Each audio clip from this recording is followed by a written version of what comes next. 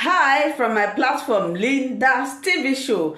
If it is your first time, you are welcome. Please, after watching this video, if you like what I'm doing, please subscribe, put on your notification bell to all notification.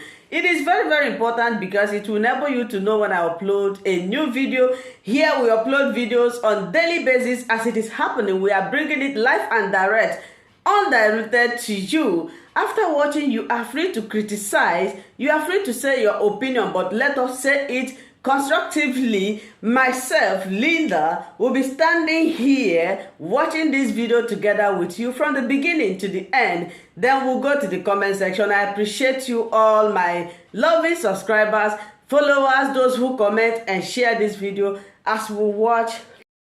Fellow Nigerians, I say make I agree to now. This message, they come from a man from the southeast of Nigeria. I am a brother to Nnamdi Kanu, the leader of indigenous people of Biafra. I have a message for federal government and the president of the Federal Republic of Nigeria, in the person of President Muhammad Buhari. Mr. President, sir, you have few days left in the office as the president of Nigeria. We all know why you hold Nnamdi Kanu and you are still holding him till today.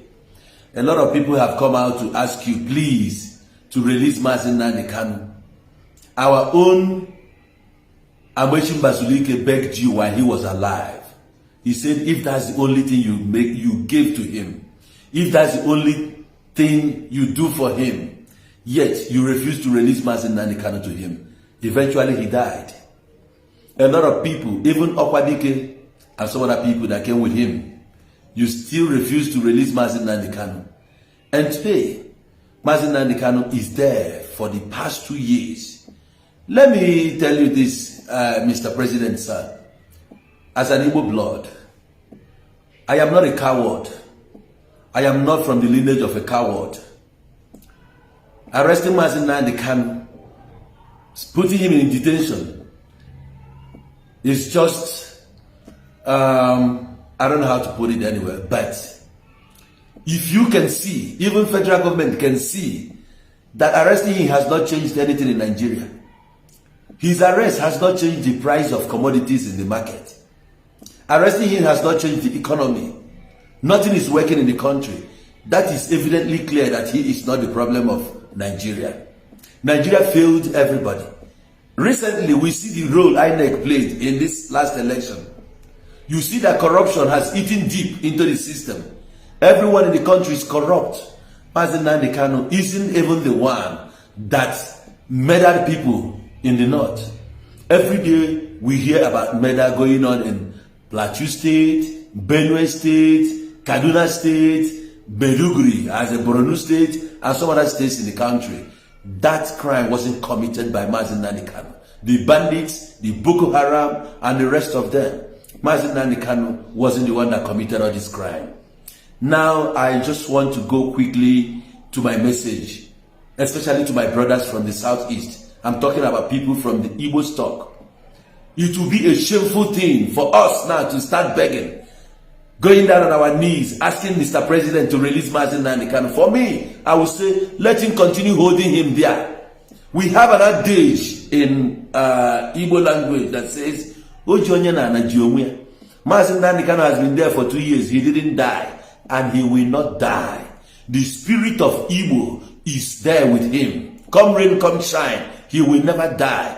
Even the time people think he will go blind, he succeeded. He never went blind. Even the time they think he would die of ulcer, he succeeded. He never died of ulcer. Even when they denied him of changing clothes, he's there. He's still surviving till today. They put him in solitary confinement. He's still there surviving. Even the United Kingdom government didn't say anything. United States didn't do anything. We lost faith in everyone, even in the Federal Republic, even in the judiciary system. We lost faith. Continue holding him there. One day you all will get tired.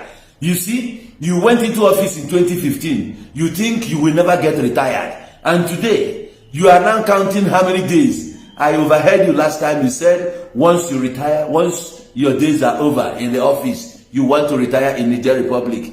Why Niger Republic? Are you from there? Stay in the country then. the country you so much love, the country you were dying to rule. For how many years you've been contesting? You are Mr. President, you are the oil minister, and so on and so forth. Even your lopsided appointments in the ministerial appointments, no Igbo man was there and stuff. Did we die? We didn't die. We are still surviving, and we will continue to survive.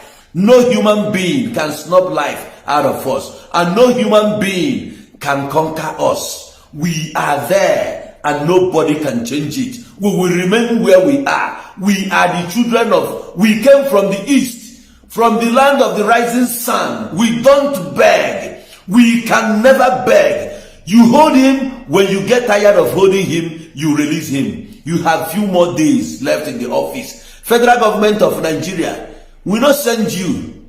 Hold on. Judiciary, if you like, put the case 2030. We no go beg you. One day you go get tired. Even you, Mr. George, one day you go retire from that your seat. You go still join us. You go still be recounted as one of the citizens of Nigeria. When death go come, he go still kill you. If he come to my way, he go kill me. If you like, hold on there. Any woman will go open mouth again say they beg you, I go tongue lash am. We can't beg. We are sons. We are not slaves. If you think you can enslave us in Nigeria, I'm telling it to you, you are a liar. You know fit. Nobody in that country called Nigeria can enslave us. We are full-born sons, son of the soil. Nothing can change it. Continue holding Nnamdi Kanu. And I tell you what, long live Nnamdi Kanu. Long live Igbos. We cannot run away from Nigeria for anybody. We cannot shake. Even if heaven falls, we still remain who we are. We will continue to prosper. If you like, carry the presidency, give Tinubu, from Tinubu back to the north, we will continue to succeed. Nothing can change it. Come rain, come shine. Come summer, come winter. We are Igbos. Listen and listen good. We are Igbos. All the governors who have been coming on board, you can make them your slaves. We don't give a shit. And we, the citizens from Anambra, Imo, Enugu, Abia, Delta, Rivers, Imo, we can never be a slave to anybody. We are Igbos. Thank you very much. Continue holding Nnamdi Kanu. Do you know that the person you are holding is a prince? His name is Ohamadike.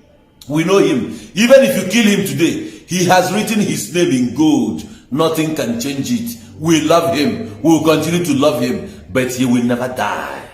He will never die. The arms of the federal government holding him down. Very soon, we just make a no complete her. Make a just leave her like that. Make I tell you. You see, Nnamdi Kanu, we no go beg when I make una leave him.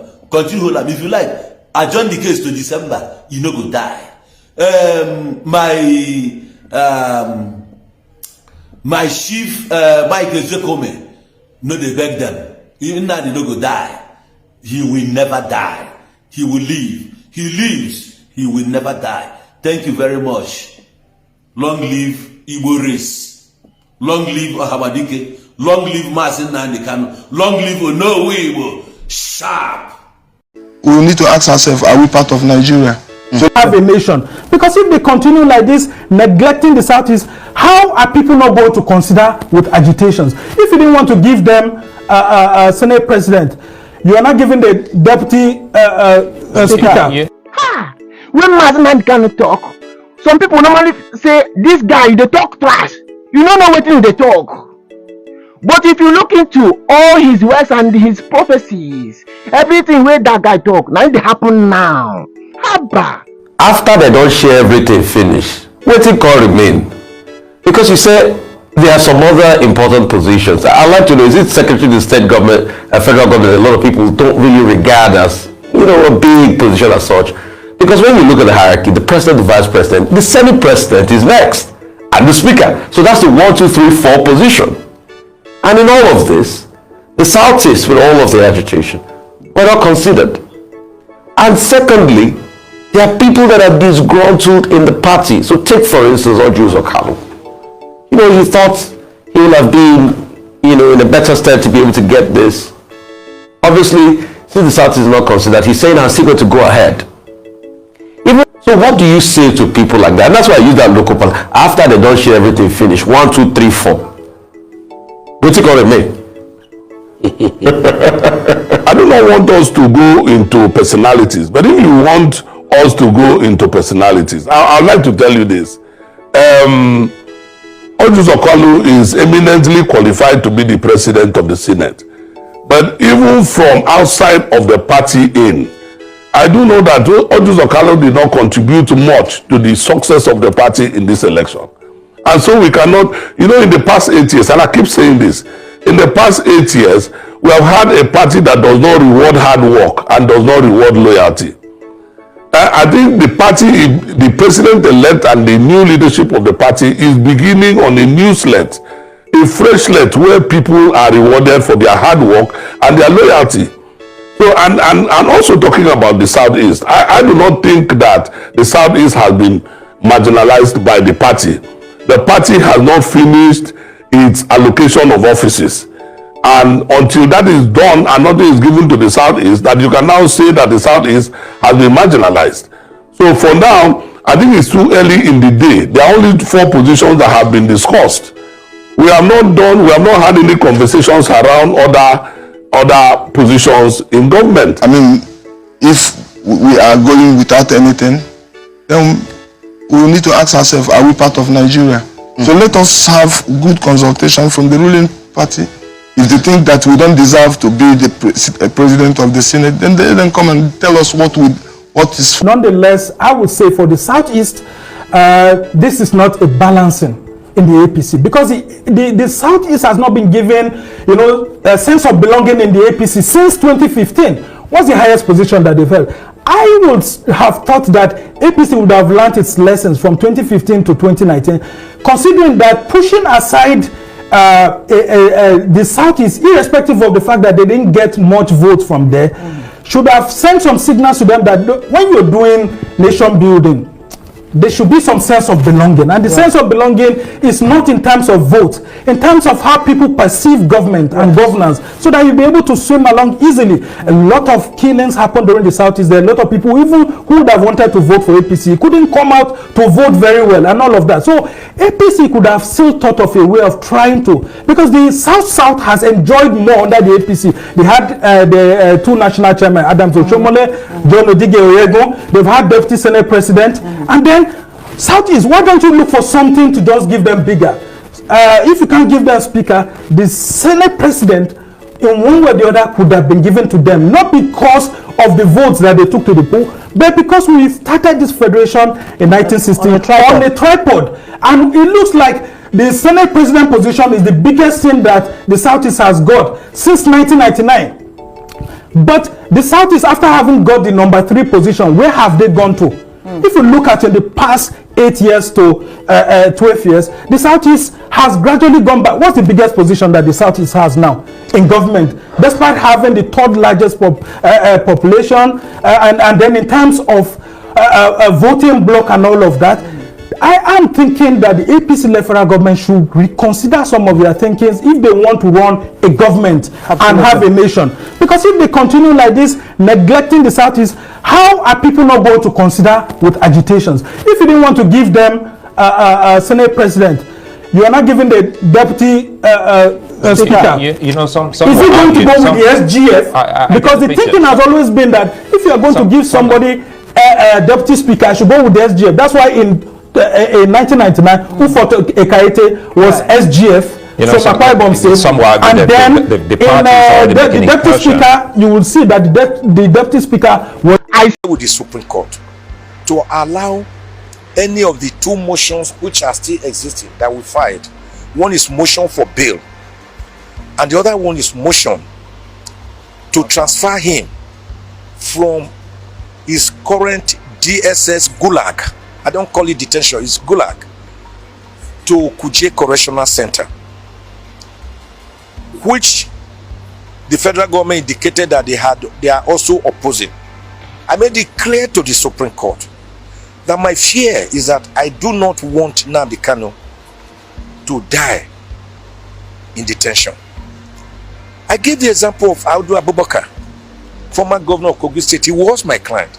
And I continue to warn the prosecution that time to hurry up and carry out this trial. Because if this man died, then there will be no person to try. And when he eventually died, the first time we go to court, I asked them, can you now go and try a dead person in the grave? You cannot. So, our criminal justice system says, come and stand trial. What does it connote? Come and stand trial means you should be well and heavy enough to stand a trial. It didn't say come and sit down trial, or come and lie down trial, or come and prostrate trial, or come and kneel down trial. It says come and stand trial.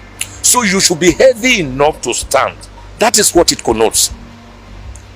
So I told the Supreme Court that my worry is that I would not want Nnamdi Kanu to die in DSS Gulag because of their delay.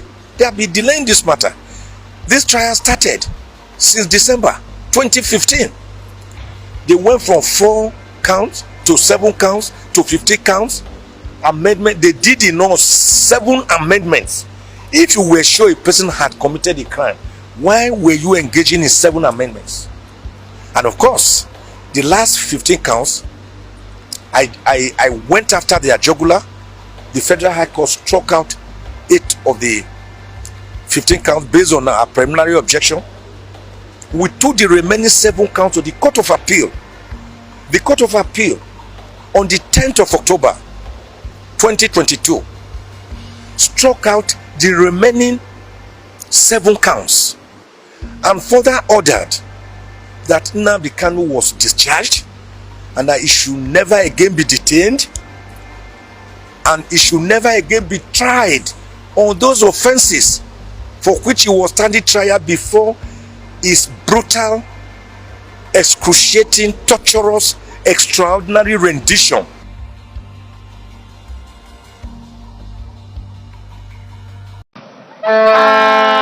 A great achiever. We are very grateful to you.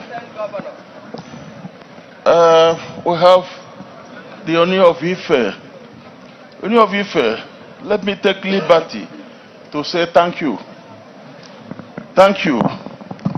As I stand here and speaking for about 60 million Igbo people, and speaking for them, Oni of Ife, Igbos never forget those who actually support them and help them. I've listened to your comments at various times. At all times, you have stood up for us. Oni of Ife, we are very grateful. And I'm hearing for the first time that you played a role. Thank you so much, my wonderful viewers, for watching this video together with me from the beginning to the end. Like I said before, if you like what you see here, if you like what I do in this platform, as you have finished watching this video, please hit that red button that says subscribe and put on your notification bell to all notification. In that way, you'll be able to know when I upload a new video. Share my videos, leave your comments in the comment section constructively. Until I meet your way again in my next video, I still remain your Linda's TV show. Bye-bye.